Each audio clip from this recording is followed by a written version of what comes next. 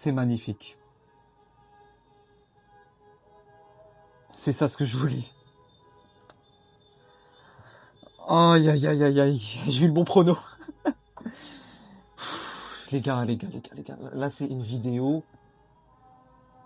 Il y a des klaxons dans la rue. C'est extraordinaire ce qu'on est en train de faire là. Alhamdoulilah, alhamdoulilah, alhamdoulilah. Alhamdoulilah, on a une grande équipe. On a un grand pays. Alhamdoulilah. Alhamdoulilah, ala kulli shay'. Faut remercier Dieu. Victoire du Maroc face aux Pays-Bas. Qualification 8e de finale de Coupe du Monde. Le rêve, alhamdoulilah, ne s'arrête pas. On va affronter le Canada ce week-end pour une place en quart de finale de Coupe du Monde. C'est magnifique. C'est magnifique, c'est magique ce qu'on est en train de vivre. C'était pas facile du tout. Franchement, j'ai vécu les émotions dans ce match, les gars, c'est intenable. Franchement, je vous dis honnêtement, pour moi, il y a pas de flop, il y a pas de flop. Ils ont tous été des bonhommes aujourd'hui. Des bonhommes aujourd'hui. Ils se sont battus sur le terrain, ils sont revenus à un partout. Et il faut remercier un homme, Issa Diop. Issa Diop, les gars. Issa Diop. Beaucoup l'ont descendu. Beaucoup l'ont descendu. Je ne fais pas partie de ceux qui l'ont descendu. Beaucoup l'ont descendu. C'est lui qui te sauve. Pardon, j'arrive même plus à parler. C'est lui qui te sauve, les gars. Il te sauve dans ce match. Attendez, il restait combien de temps? On était à la 91e minute. Il te restait 4-5 minutes à jouer. Sur un centre de Shamsden Talbi, le coaching, alhamdoulilah, tabarakallah alika Wahbi. Tu fais rentrer Talbi, il vient, il te pose une passe décisive directe. Et la tête de Issa Diop, le sang-froid dans la célébration, le mec il est comme ça dans sa célébration. Il est comme ça. Et oui, vous m'avez vu. Et oui. Regardez, il y a même mon chat là, on a vécu des émotions de fou. À l'heure où je vous parle, il est 5h30 du matin. Mais j'en ai rien à foutre, les gars. J'en ai rien à cirer. S'il faut faire nuit blanche, double nuit blanche pour mon équipe nationale, je le ferai. J'en ai rien à foutre. J'en ai rien à cirer. L'important, c'est qu'on est en 8e de finale de Coupe du Monde. Mais Issa Diop, il rentre dans l'histoire du Maroc. Il rentre dans l'histoire du Maroc, dans les livres d'histoire du Maroc. On a eu la Panenka de Hakimi face à l'Espagne. On a eu le but de Nseri face au Portugal. On a désormais la tête de Issa Diop face aux Pays-Bas. Et j'en passe, il y a eu beaucoup de grands moments. La tête qui te met, les gars, je ne sais pas si vous vous imaginez. C'est pas possible. Il faut que vous vous mettez dans la tête que c'est pas normal, c'est anormal. Parce que tu étais pratiquement mort, parce que j'y croyais plus en même temps. J'étais serein et pas serein en même temps. C'est une sensation très bizarre. Quand on est mené 1-0 à la 90e minute, il reste 5 minutes, je vois que c'est sombre. Je vois que c'est sombre, je me dis, ça va être mort, ça va être compliqué, mais on y croit, on y croit qu'un truc qui vienne, et t'as l'égalisation. Dès que Diop a égalisé, les gars, j'y ai cru jusqu'au bout, je me suis dit, on va passer. On va passer coûte que coûte. Ils vont se donner coûte que coûte. S'ils doivent saigner, ils doivent être amputés d'une jambe sur le terrain, ils vont le faire. Ils vont le faire. La séance de péno a été dure au mental. Penalty raté de l'Ainaoui. Penalty raté de Achraf Hakimi. Et t'as Bono, encore. Oh, Bono. Oh là là là là là là là. Bono, c'est incroyable.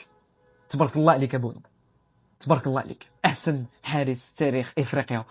Le meilleur gardien de l'histoire du football africain. Il faut le dire. Le mec qui te sauve face à l'Espagne. Le mec qui te sauve face au Portugal en Coupe du Monde. Le mec qui te sort une séance de pénalty face au Nigeria. Il te sort une séance de CAN emblématique. Et là, il te sort une séance de tir au but. Face aux Pays-Bas, où il t'arrête un ballon. Il te la met encore. Du bout des doigts, du bout de la main. Exactement le même penalty qu'on a pu avoir face au Nigeria. Exactement le même. Attendez 2 secondes, les gars. Je vais juste voir si ma caméra est allumée. Ok, elle est allumée. J'ai eu peur. J'ai eu peur que je tourne la vidéo sans rien faire. Ça m'aurait gêné de tout refaire alors qu'il est 6h du mat presque. Statistiquement, les gars, on a fait une top première mi-temps. Top première mi-temps. Top. Je veux pas entendre une personne dire qu'on a fait une mauvaise première mi-temps. On a été pris le cours du jeu. Et malheureusement, notre ennemi, c'est l'efficacité. Notre ennemi, c'est la finition. On a énormément d'occasions. On domine nos matchs. On se crée des occasions. On est très bon dans l'avant-dernier geste. Mais dans le dernier geste, on fait beaucoup d'erreurs. Je pense à Rahimi. Heureusement qu'on a gagné. Heureusement, alhamdoulilah. Parce que l'occasion qu'il a en face, c'est pas de sa faute. C'est un énorme arrêt du gardien, mais je pense qu'il aurait fait des cauchemars les jours qui viennent et tout le restant de sa vie. Parce qu'il a un face-à-face. Certes, c'est un très bel arrêt du gardien. Mais si on avait perdu, Leicester, ça aurait été catastrophique.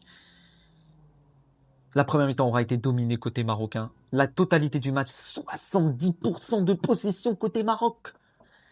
Et dites-moi qu'on n'a pas dominé le match. Dites-moi que le Maroc ne mérite pas. Et je viens et je vous donne une tarte. Tous ceux qui viennent me dire, j'en ai vu, hein. J'en ai vu. Oh mon Dieu. Extraordinaire. Putain, c'est en train de péter dans tous les sens. T'as mon chat, regardez les gars. Mon chat, il est effrayé. Tous les Hollandais qui sont venus dire, ah, le Maroc, voilà, les Pays-Bas, c'est victoire facile 3-0. Ah, ouais, mais tous les joueurs qui ne sont pas bons pour les Pays-Bas vont vers le Maroc. Je veux pas être vulgaire, mais bien fait pour votre gueule. Allez vous faire voir, allez vous faire foutre. Bande de trous du cul. Vous nous avez pris de bas, hein. Vous avez pris bien comme il faut de bas. Eh ben, rentrez chez vous. Je parle pas au peuple hollandais. Je parle pas à ceux qui ont été humbles. Je parle à ceux-là. Je parle à ceux qui ont été, pendant les jours qui sont passés, totalement arrogants, totalement anti-Maroc. Eh ben, tenez bon. Prenez ça dans votre tronche. Élimination. Hop là. Oui.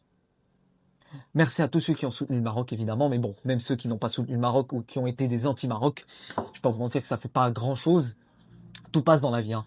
Et quand t'es marocain, bah, tu sois avec ou sans le Maroc, ou contre le Maroc, ça fait ni chaud ni froid. Ceux qui sont pour le Maroc, ils sont dans le sang. Dans le sang, sans le montrer, sans le dire.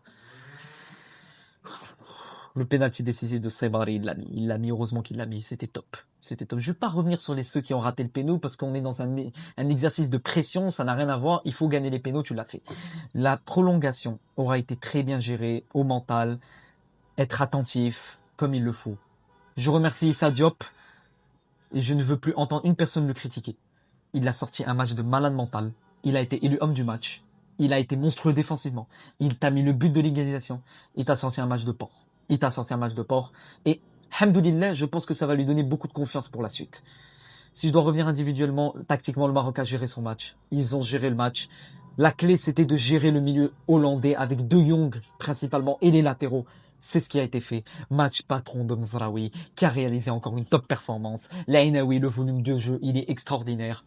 Ounahi, je l'ai trouvé quand même bien meilleur que sur la phase de poule. Saibari, malheureusement, dans la finition, c'était pas bon, mais il était très bon dans le jeu sans ballon. Hakimi a fait un match extraordinaire. On retrouve le match, enfin, on retrouve le Hakimi côté PSG, qui est là à donner toute son âme sur le terrain. Toute son âme. Chederian, la charnière aura été bonne. Malheureusement, tu prends ce but de Cody Gakpo.